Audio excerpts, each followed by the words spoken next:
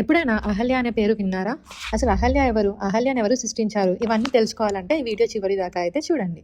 అహల్యను స్వయంగా బ్రహ్మదేవుడే సృష్టించారు. ఆమె అప్సరస కాదు, సాధారణ మనిషి కాదు, అందం, బుద్ధి, శీలం మూడు కలిగిన పరిపూర్ణమైన స్త్రీ.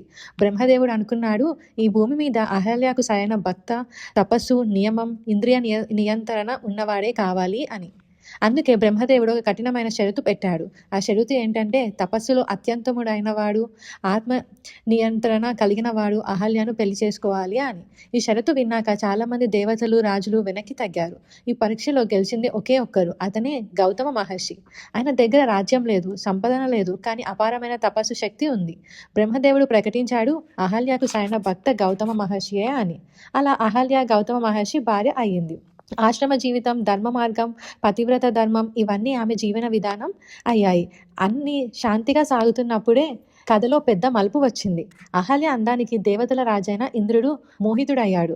ఒకరోజు గౌతమ మహర్షి స్నానానికి వెళ్ళిన సమయం చూసి ఆయన రూపమే ధరించి ఆశ్రమంలోకి ప్రవేశించాడు. అహల్యకు కొంచెం అనుమానం వచ్చింది. తపస్వి రూపం చూసి మౌనంగా ఉంది. అదే క్షణం ఆమె జీవితాన్ని మార్చేసింది. అప్పుడే ఆశ్రమానికి వచ్చిన గౌతమ మహర్షి నిజం గ్రహించాడు. కోపంతో మండిపోయి శాపం ఇచ్చాడు. ఇంద్రుడికి అహంకారం నశించే శాపం. అలానే అహల్యకు, నీవు రాయి వలె నిర్జీవనంగా ఉండాలి, కానీ యుగాల తర్వాత శ్రీరాముని పాదస్వరంతో నీకు విముక్తి లభిస్తుంది అని.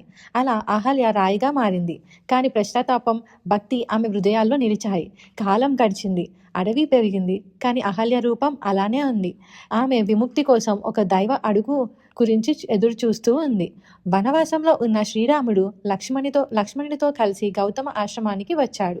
అక్కడ ఉన్న రాయిపై శ్రీరాముడు అడుగు పెట్టగానే ఆ రాయి కాంతివంతమైంది.